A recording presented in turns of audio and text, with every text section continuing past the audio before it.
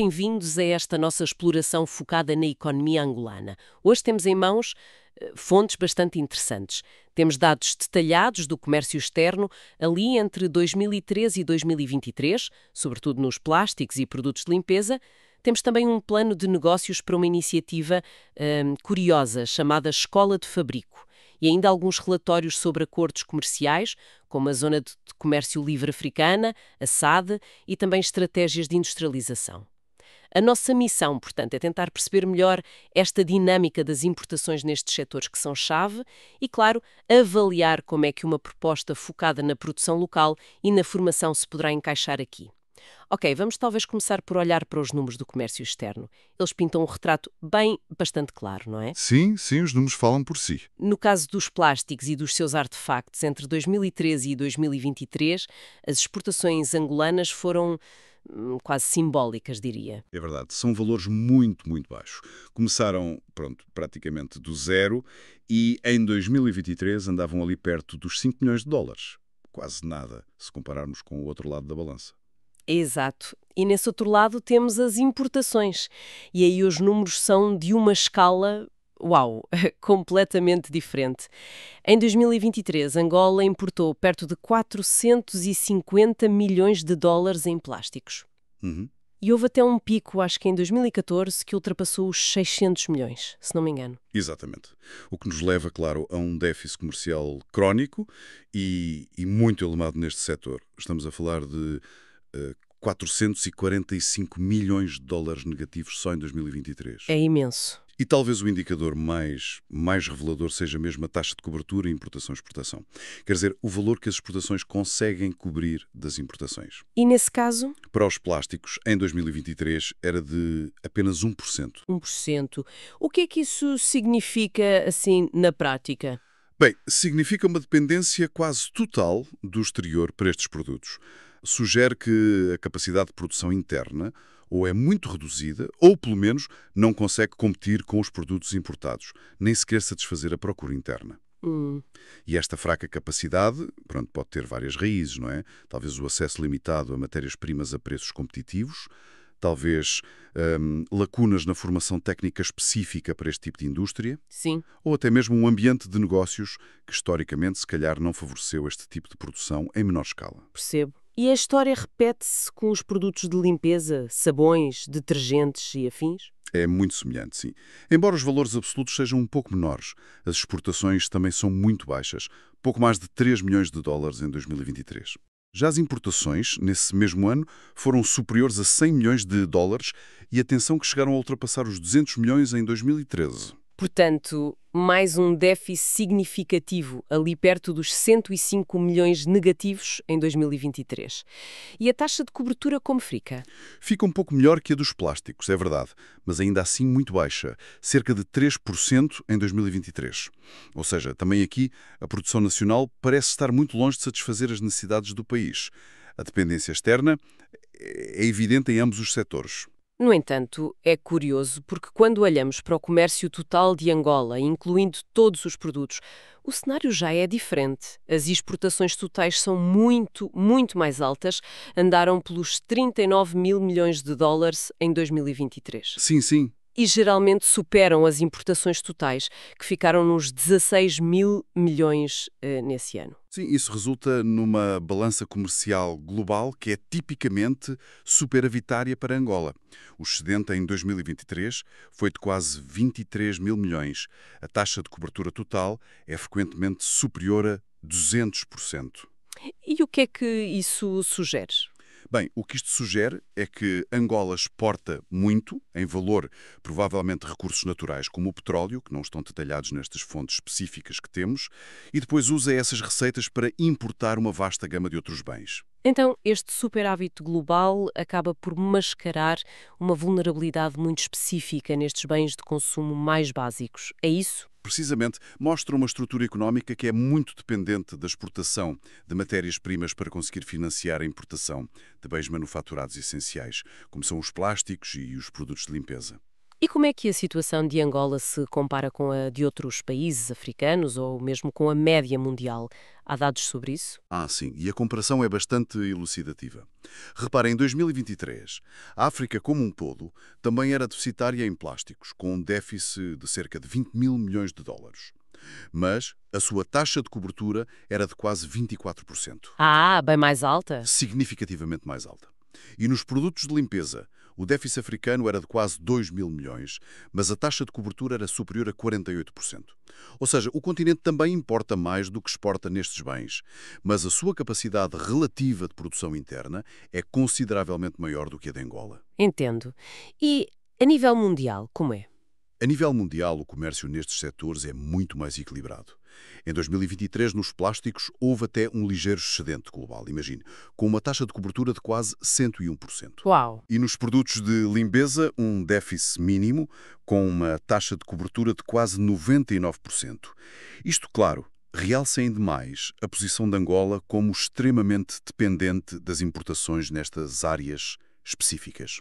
Ok, face a esta dependência tão marcada que os números revelam, uma das fontes que analisamos propõe uma resposta muito concreta, muito focada a um projeto para criar uma escola de fábrico de produtos plásticos e de limpeza em Angola, Uhum. uma iniciativa que parece querer abordar diretamente este desafio da dependência das importações que acabámos de discutir. Exatamente.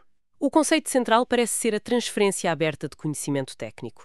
O objetivo não é apenas, digamos, instalar uma fábrica, mas sim formar pessoas, futuros empreendedores industriais e também mão de obra qualificada. Interessante. E o modelo proposto é muito prático, baseado no aprender fazendo. E como é que isso funcionaria na prática, esse modelo? Bem, segundo o plano, começaria com formação teórica e testes. Os que fossem aprovados passariam depois por uma fase intensiva de formação prática, onde trabalhariam literalmente como operários na produção real de bens. A pôr as mãos na massa, portanto. Exato.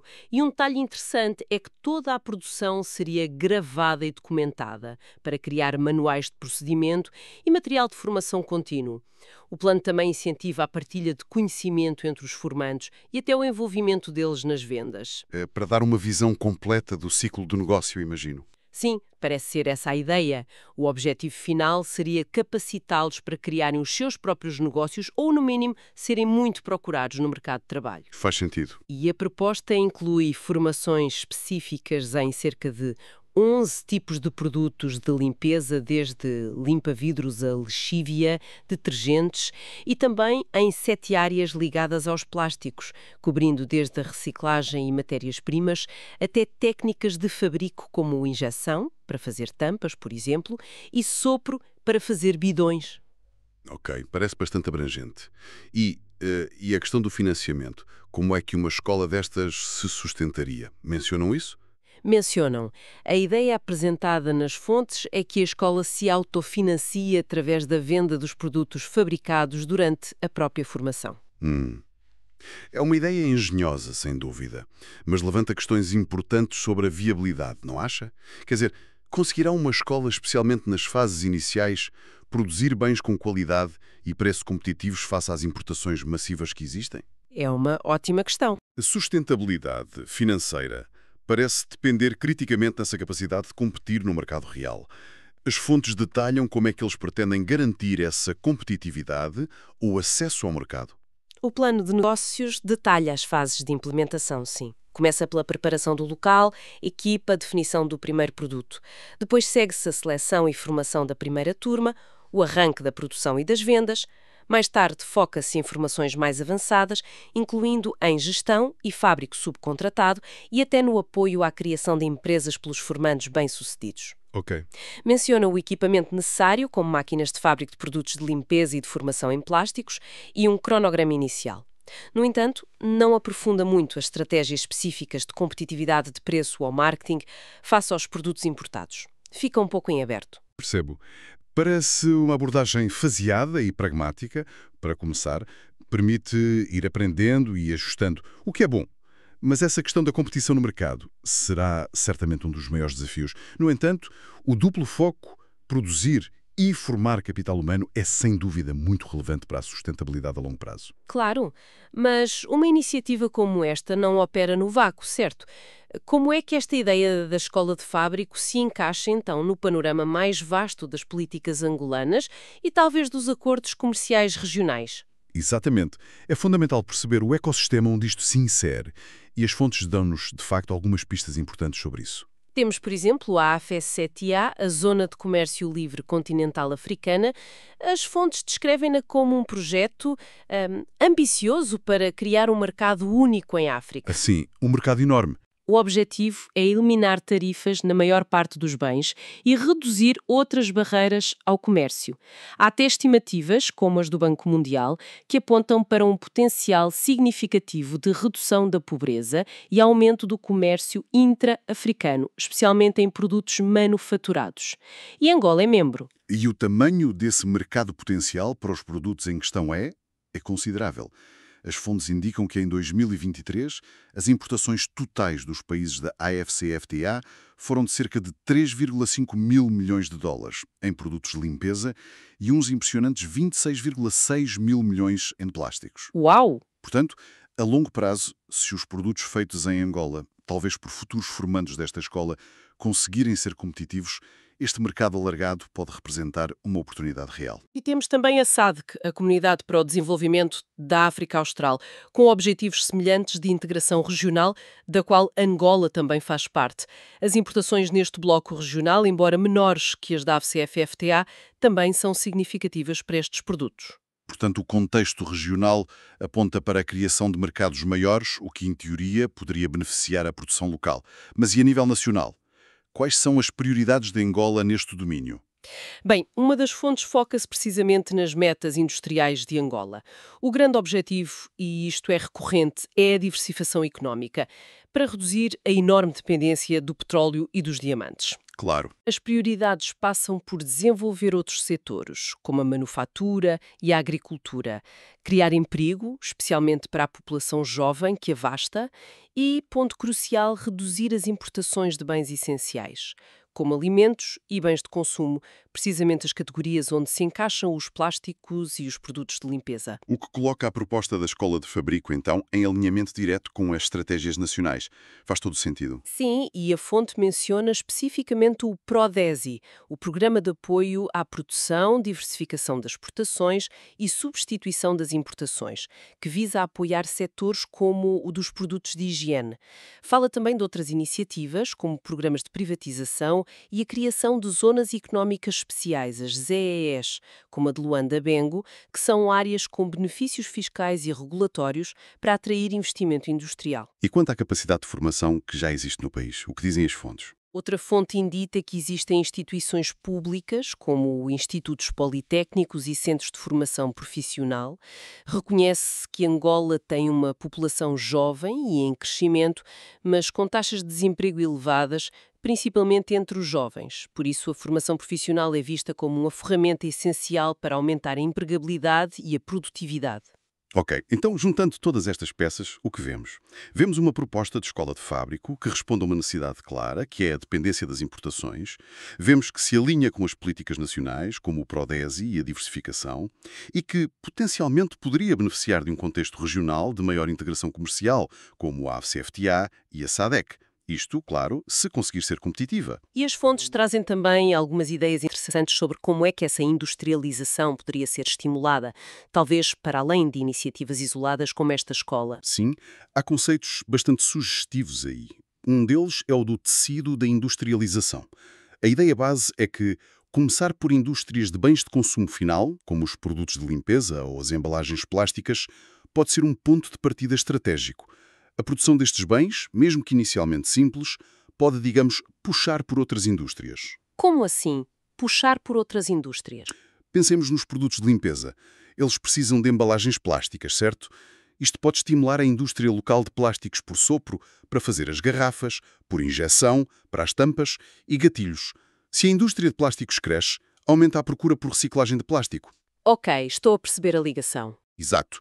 Depois talvez surja a necessidade de fabricar ou reparar os moldes para essas máquinas de plástico, o que já puxa pela metalomecânica e por máquinas mais sofisticadas, como as CNC, aquelas máquinas controladas por computador, essenciais para fabricar moldes precisos. É como começar a tecer um tecido industrial fio a fio, percebe? E sim, começar pelo mais acessível e ir construindo a complexidade a partir daí. Faz sentido. Detalha como a indústria de produtos de limpeza, que parece simples à primeira vista, se liga a muitas outras. Há a indústria química, para fornecer ingredientes como os surfactantes, os agentes que realmente limpam nos detergentes. Há a indústria de plásticos, como já vimos. Há a indústria de máquinas, não só para os moldes, mas também para as linhas de enchimento e embalagem. Até há investigação e desenvolvimento para criar novas fórmulas ou embalagens mais amigas do ambiente. E, claro, há reciclagem. Hum.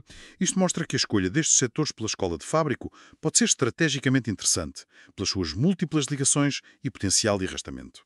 Há também uma analogia curiosa numa das fontes, a da mineração de conhecimento técnico. Achei interessante. Sim, é uma perspectiva diferente sobre onde um país pode procurar riqueza, em vez de focar apenas na extração de recursos físicos, como o petróleo ou os diamantes, ou como na corrida ao ouro da Califórnia, onde se diz que quem vendia pás e picaretas muitas vezes lucrou mais do que quem procurava o ouro. Sim, essa história é clássica. Exato. A ideia é que um país pode focar-se em minerar conhecimento técnico, ou seja, descobrir e dominar o como fazer as coisas, como fabricar produtos de limpeza de forma eficiente, como construir máquinas agrícolas simples mas robustas, como montar sistemas de irrigação eficazes, etc. E o que fazer com esse conhecimento minerado? Não basta tê-lo. Não, claro que não. A ideia é organizá-lo e disponibilizá-lo de forma acessível, talvez através de formação prática, como aqui é proposta pela escola, ou em bancos de projetos facilmente consultáveis por empreendedores locais. Combinado com acesso a financiamento direcionado para a indústria, isto poderia ser um motor de industrialização. A escola de fábrica, neste contexto, seria uma ferramenta para essa mineração e transferência de conhecimento muito específico. As fontes até trazem um exemplo histórico para ilustrar uma abordagem focada na substituição de importações, não é? Sim, mencionam o primeiro plano quinquenal da Turquia, lá nos anos 30 do século XX. Esse plano focou-se em desenvolver indústrias consideradas essenciais na altura, têxtil, mineração, papel, química, usando matérias-primas locais e financiamento maioritariamente interno, através de bancos estatais criados para o efeito. E resultou? Apesar do contexto internacional muito difícil da Grande Depressão, a Turquia conseguiu resultados positivos, como superávites comerciais e crescimento do PIB per capita. É um exemplo de industrialização planeada, liderada pelo Estado, com um foco muito claro na produção interna de bens essenciais para substituir importações. Claro que o contexto histórico e económico era muito diferente do de Angola hoje, mas ilustra um modelo possível. Bem, foi sem dúvida uma análise densa, tentando resumir os pontos principais. Vimos uma Angola com um excedente comercial global, sim, mas, ao mesmo tempo, extremamente dependente de importações para bens de consumo básicos, como plásticos e produtos de limpeza. Explorámos a proposta de uma escola de fabrico como uma resposta prática e, digamos, micro a este desafio macro, com um foco interessante na formação e na transferência de conhecimento técnico, essa tal mineração de conhecimento. Exato. Vimos como esta iniciativa parece alinhar-se com as metas nacionais de diversificação e com o potencial, pelo menos teórico, dos mercados regionais africanos e como estes setores específicos podem ter sinergias importantes com outras indústrias, criando talvez esse tecido de que falavas. Exatamente. E toda esta informação, penso eu, leva-nos a uma reflexão final. Considerando a profundidade da dependência das importações, que os dados revelam, e os desafios estruturais que um país como Angola enfrenta, desde infraestruturas a um ambiente de negócios que ainda é complexo, Sim. fica a questão: até que ponto pode uma iniciativa focada na formação e produção em pequena escala, como esta escola de fabrico, ser um verdadeiro catalisador para uma mudança industrial significativa? Ou serão precisas, em paralelo, intervenções macroeconómicas, investimentos pesados em infraestrutura e políticas industriais muito mais abrangentes e coordenadas para realmente conseguir diminuir a dependência externa nestes setores essenciais a uma escala nacional? É uma pergunta fundamental. Não é? Sem dúvida. É algo para continuar a observar e a acompanhar de perto.